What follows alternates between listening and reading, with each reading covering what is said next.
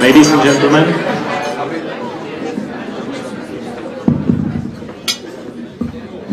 good evening, ladies and gentlemen. Thank you for coming.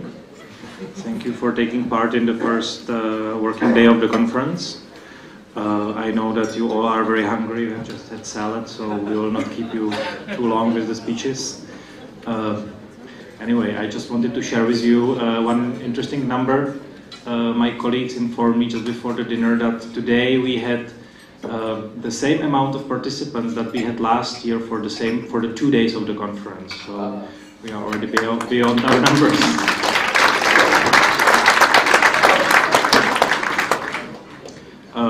I would also like to draw your attention to this document here. It's you will receive it from your assistants, and you will it's also available here at the entrance.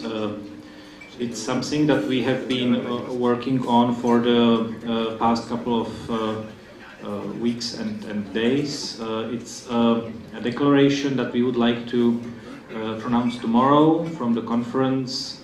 It states the objectives of the Forum 2000, it states its mission, its future goals.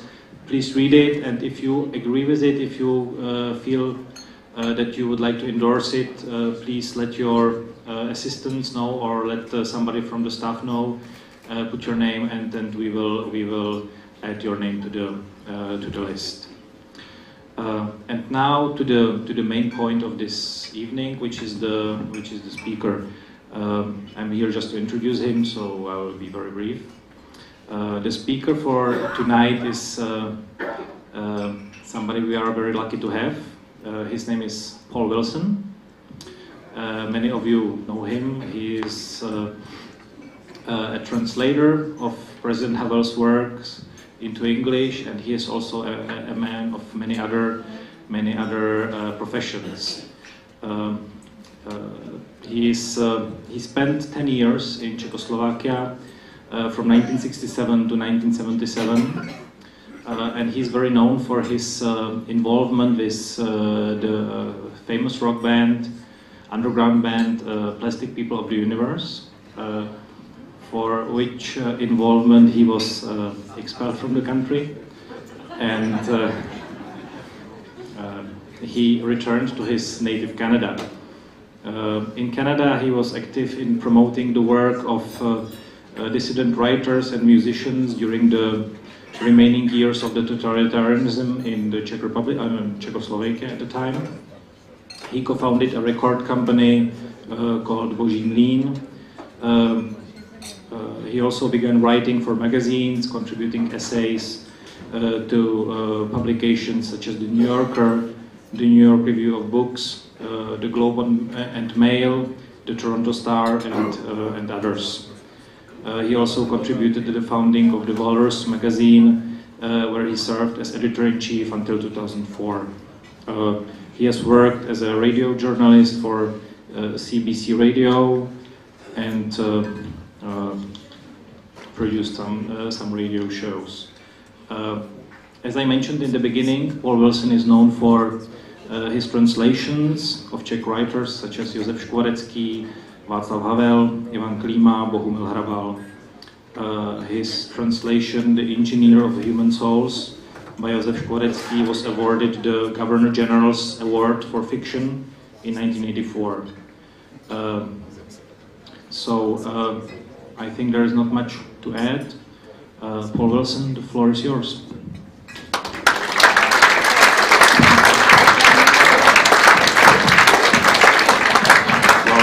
Thanks for the very generous invitation. I hope what I have to say won't be quite as long as that. I know that you all want to eat. I just found out that I was supposed to be the, I don't know whether you can call it the keynote speaker yesterday. These are going to be sort of improvised remarks on, I think Jakub asked me to talk about Havel's legacy. Now you've heard an awful lot about it already. What I would like to do is just very briefly talk about some of the very practical observations and conclusions that Havel made from the activities of the various activities of his life. There's a saying which I cannot track down, but I know that he said it, and because I have it in my notes somewhere, but I don't know where it comes from. Whether it comes from his time as president, or whether it comes from some kind of autobiographical note. But here's the quote, and this is the kind of quote. This is the quote that I would like to see over the doors of the Václav Havel Library, and the quote goes like this: "The more we did," and he's describing when he wrote this, he's describing how the kind of Prague Spring welled up from the era of sort of post-Stalinism. The more we did, the more we could do, and the more we could do, the more we did.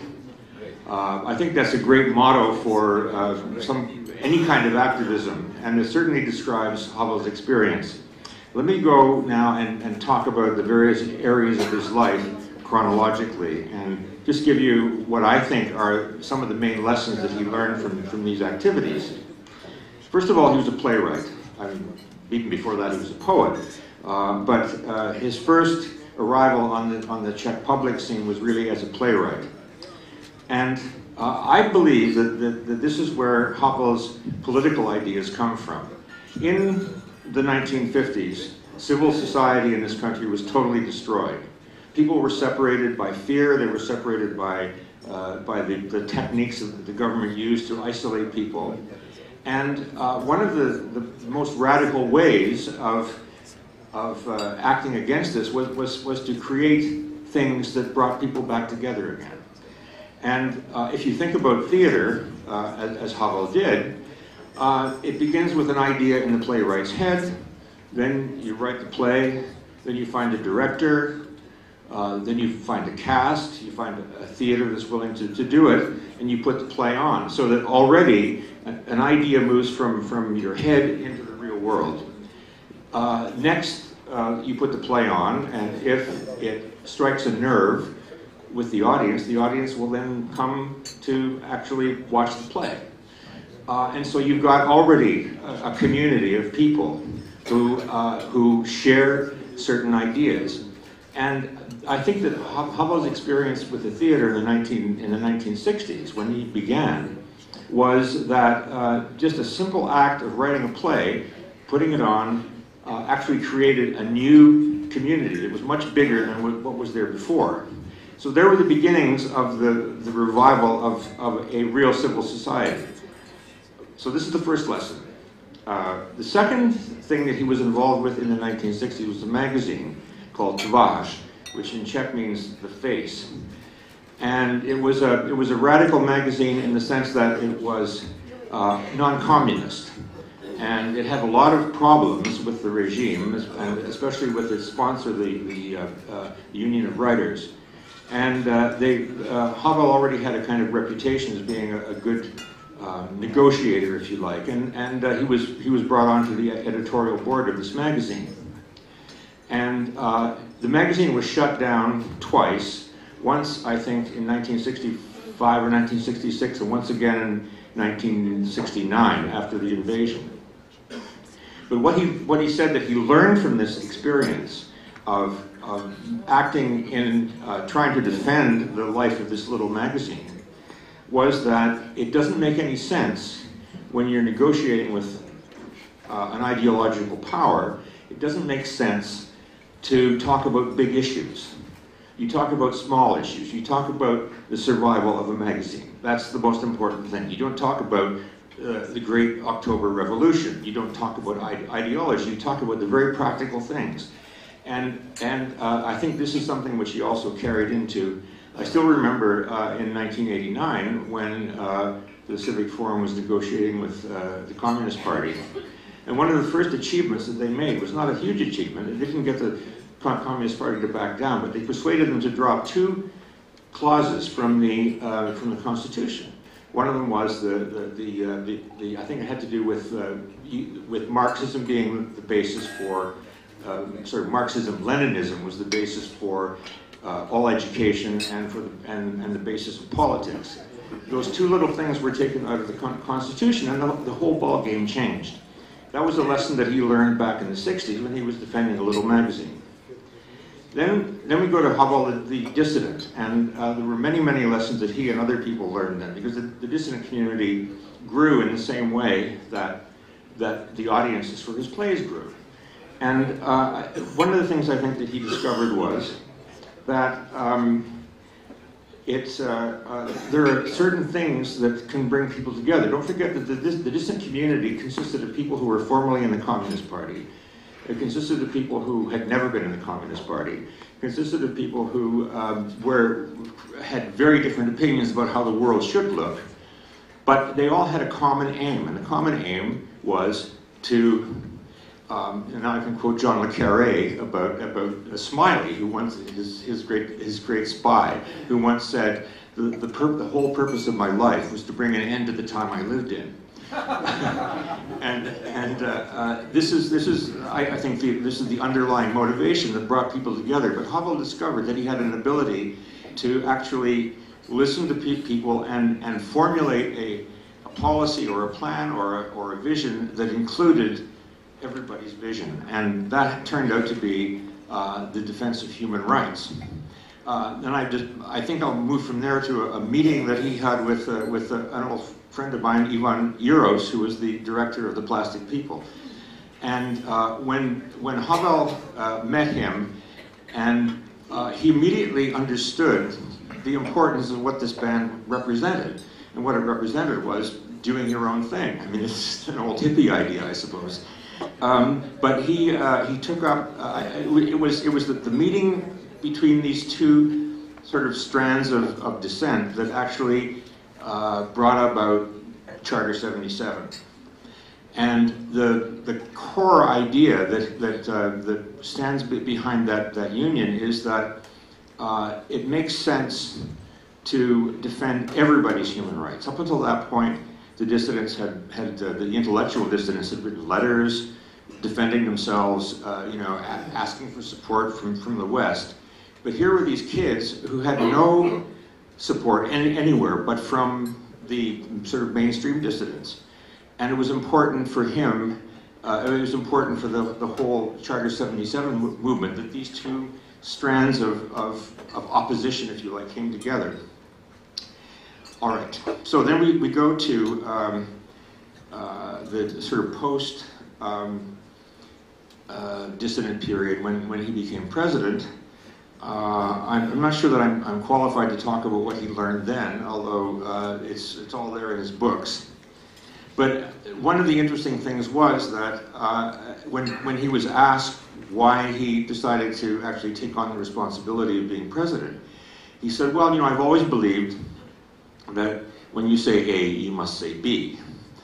By which he meant if you actually have a suggestion about how to make the world better, it's not enough just to say it, you have to do it. Which gets back to my original quote. And so I discovered that actually this was a quote from one of his plays. In fact, the first play he wrote, called The Garden Party, in which one of the characters very ironically says, having said A, I must say B. And here was Havel, as president of the country, quoting a negative character from his play to describe, why he'd done what he'd done. Which brings me to another idea, which is very central to his writing, and that's the idea of responsibility. In other words, if you really want to change the world and you think you know how to do it, then you have a responsibility to actually take action. It may be a small action. It may be just defending a small magazine, or it may be contributing to a small magazine, or creating a small magazine, or doing something. But the important thing is to do it, not just to talk about it. And this brings me to the circle is complete now, because Roger Scruton this afternoon or this morning was talking about the idea of truth, and how when he first came here, truth seemed to be very clear here. Havel's attitude towards truth is actually kind of interesting. He has many times said, truth is not what you say, it's also who says it and in what circumstances it's said. And once again, I come back to Havel's plays. Those of you who know his plays will know that he's very fond of repeating certain dialogue. So there's a lot of repetition sometimes. And very often he will take something that someone says and he will put it in someone else's mouth. So that I think that I can say that he discovered this notion as a dramatic technique that was actually funny and absurd, having people say the same lines but different people saying the same lines. What he discovered was that if one character says a line, exactly the same thing, it actually means something different in the mouth of another character. So the point is, it's not just what you say, but it's who says it and why it's said and in what circumstances it's said. So if you look at one of his plays, like, I don't know, let me think now, I think it's Largo de Salato, but it may be Faust, I'm not sure. There's a scene in which the main character seduces a young woman. And he uses exactly the same arguments to get her into bed as he uses in one of his essays. This is almost as though he's quoting himself, these sort of wonderful sort of, universal truths, but he puts it in the mouth of a character who's trying to seduce a woman and using it in a negative way. And this brings me to the final observation, which is the famous slogan that Havel pronounced from the balcony on Wenceslas Square in 1989, "Truth and love shall triumph over lies and hatred." And he's very often been taken to task for that. People make fun of that. They say it's too sentimental, it doesn't make any sense. And on the anniversary, the 20th anniversary of the revolution, he was at Charles University and explained it in a way that actually made a lot of sense and ties all this together, which is that what he meant by truth and love and why he felt that those two concepts should go together was because it's not enough just to speak the truth, you have to stand behind that truth with your whole being, and that's what love meant for him and meant for him. And on the contrary, lies and hatred are two parts of the same coin.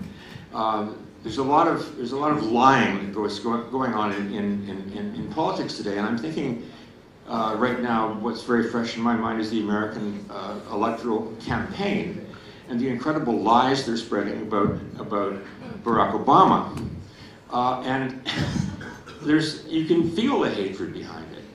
And so this sort of, I think it's that idea that ties together Havel's experience as a playwright, where in the act of writing plays that were entertaining and that could communicate with a new audience, he discovered some very basic truths. And that's all I have to say, and I hope you enjoy your dinner, and good evening.